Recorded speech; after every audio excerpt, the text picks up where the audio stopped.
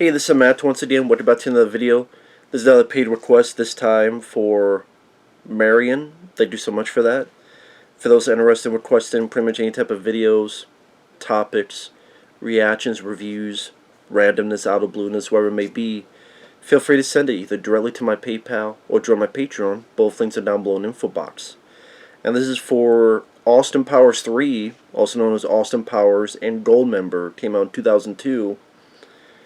And to be perfectly honest, I've never really been a fan of this movie. I'm not even that big of a fan of the second film. I always thought one, Austin Powers is all you needed. I guess the best way I put it, I think Austin Powers was a one-trick pony of a movie. I mean, obviously the box office says otherwise, but Mike Myers, I've heard stories that he's a bit of a dick. And that's maybe one of the reasons why he didn't do a whole lot of films later on. But I liked Wayne's World, the first one. I liked So I Married an Axe Murderer. Of course, he had a lot of success voicing Shrek in those movies. There's always talks of another Austin Powers film, which I don't think is needed. But with Austin Powers, I liked the first one. I can sincerely say the first Austin Powers is enjoyable, it's fun. I liked Elizabeth Hurley in it. I thought it was a mistake that they got rid of her, especially the way they did in the second film, because I don't think the other actresses were up to par with Elizabeth Hurley. I think Elizabeth Hurley worked rather well with Mike Myers in the first movie. So again, them getting rid of her, I thought was a mistake. When they keep adding characters, I don't care about Fat Bastard. I don't care about, and this Goldmember, I think, is a lame villain. I mean, what? His dick is gold, and instead of tight, he says toit. Toit. He has a toit thing. Toit this. They also really amp up the toilet humor in the sequels. Yeah, in the first film, you had that long piss, which maybe is funny at first because of how long it goes. But it just felt as if, with the sequels, they just amplified it more and more. And that got even more tiresome when they double or triple the amount of toilet gags they put into it. And like I said, with the first movies, I get the joke. It's a parody of James Bond, and I just felt it outlived its charm by the time we got to the second movie, The Spy Who Shagged Me. And then especially in this one, which I would say this is my least favorite. At the beginning of the film, you think it's an Austin Powers movie, but it's actually a movie within a movie. So in this universe, a movie's been made on Austin Powers called Austin Pussy, kind of like Octopussy, with Tom Cruise as Austin, Kevin Spacey as Dr. Evil, so I guess that's appropriate, actually. Gwyneth Paltrow as the lady sidekick. Danny DeVito as Mini-Me. She'd even have Steven Spielberg put in there as the director of this film within the film. And even like the opening, I thought the opening of Austin Powers was kind of charm-filled quality to it.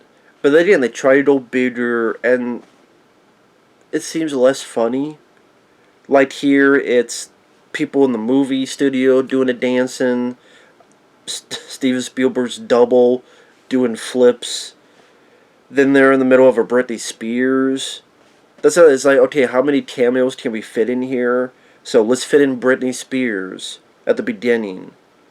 And then we're in a Britney Spears music video, but then she's a fembot. Later on, let's fit the Osbournes. As they do one of those jokes like they did in the first film where they keep saying a seemingly lewd word and it cuts to a different person saying it, but it's in context of a food, or in this case it was melons. And different way people say melons. or breasts and stuff. And because to the Osbournes watch on TV, and even Ozzy Osbourne's like, what the hell are these guys doing? They're just doing the same joke. And that's another problem. It just felt like a lot of repeat jokes.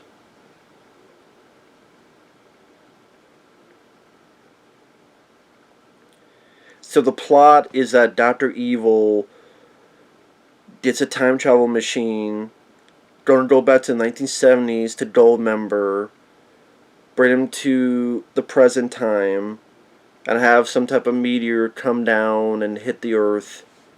So it becomes fucking Waterworld, pretty much.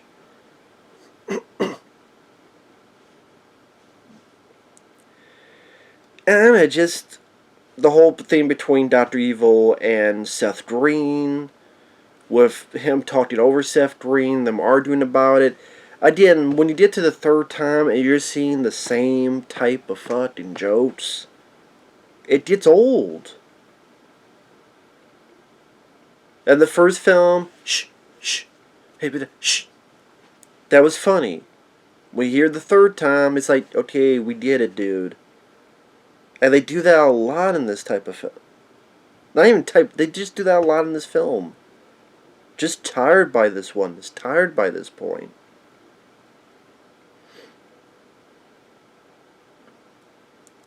And I think the creativity of the jokes were very much lacking when they got to the third movie.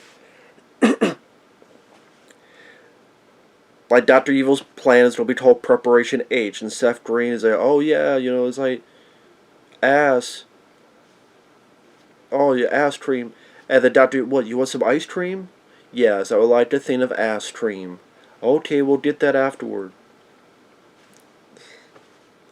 Even with the Austin stuff, it's like, oh, here's an Asian woman called Fook Me, Fook, and this was called Fook You.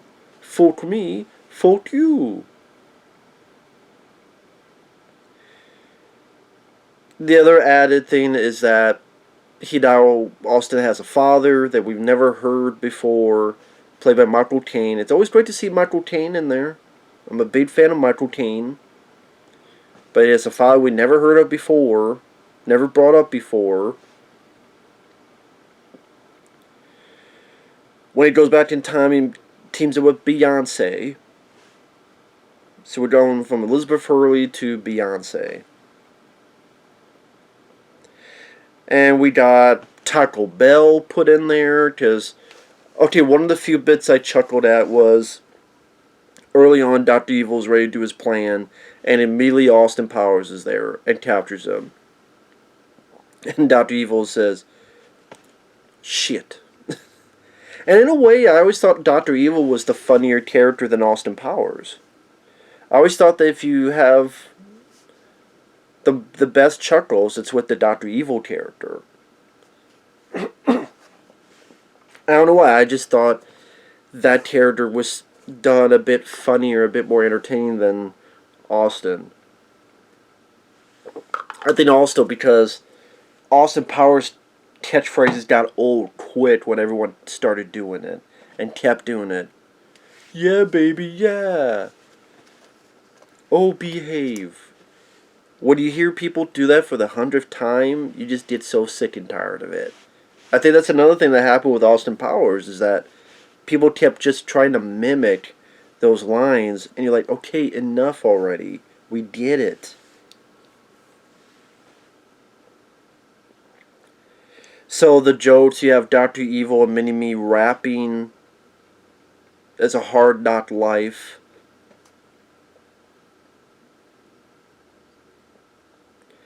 Much more fart jokes. Even Dr. Evil's submarine farts in this movie, for crying out fucking loud.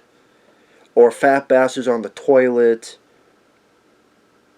Or he has this silly fight with Austin using wires, and he even gets stuck in the wires. When he puts down, he farts. And fat bastard's like, let's have a smell. Ooh, it smells like blah blah. I'm like, what is this, Biodome? Sorry, Biodome took your joke already about farting, let's have a smell. Yeah, you fucking stink, alright. I agree with that. You have another long piss joke, just like we had a long piss joke in the first movie. It, worked in that, so let's do it again. A long piss joke.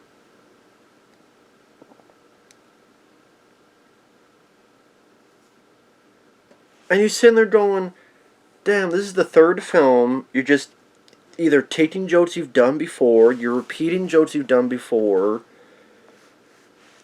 This feels flat. This feels old. It's not that funny. It's not entertaining. Michael Caine, I think, is wasted. I like the idea of him being Austin's dad, but just he comes in and out of the movie from time to time. Fred Savage is in the film with the mole joke. Mole. You're the mole.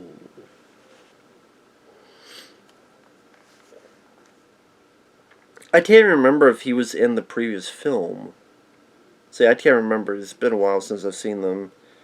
This might have been his first appearance. Only appearance in Austin Powers. Which, on a side, I know Fred Savage, they were doing that Growing Pains,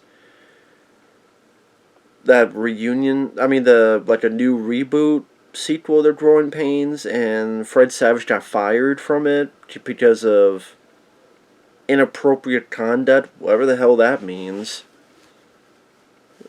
Maybe he thought, hey, you know what, this fucking sucks, and he got fired for that. I don't know.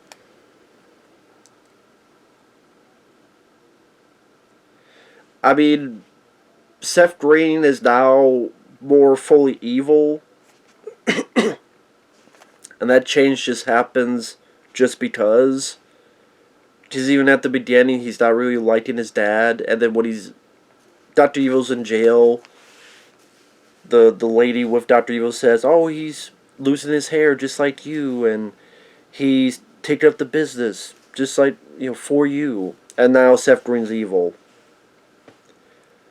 Just because. It's not really a scene that you see him turn from good to evil, it's just because. And then Dr. Evil's proud of him when he does escape, and now Mini-Me's pushed to the side, so Mini-Me goes to the good guys.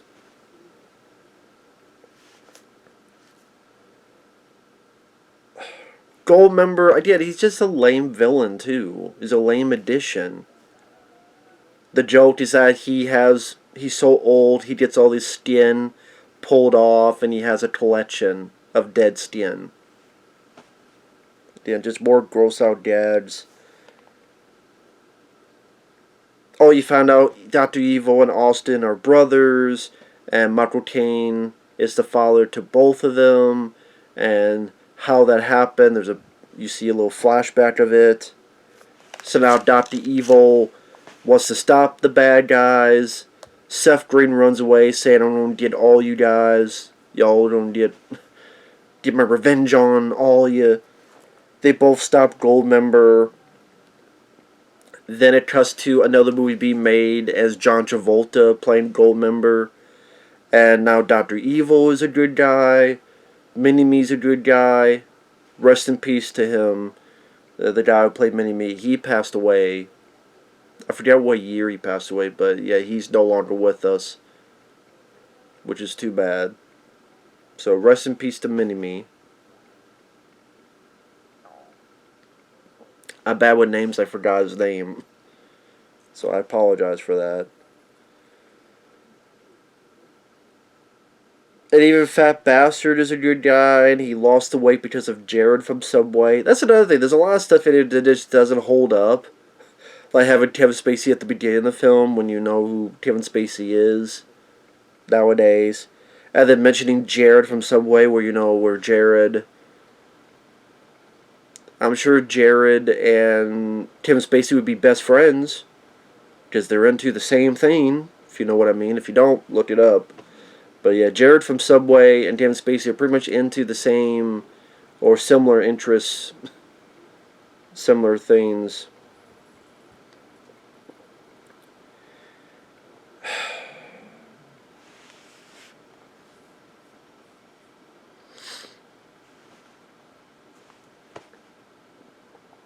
I don't even know what else to say. It just, as I'm watching it, I'm thankful it's an hour and a half long.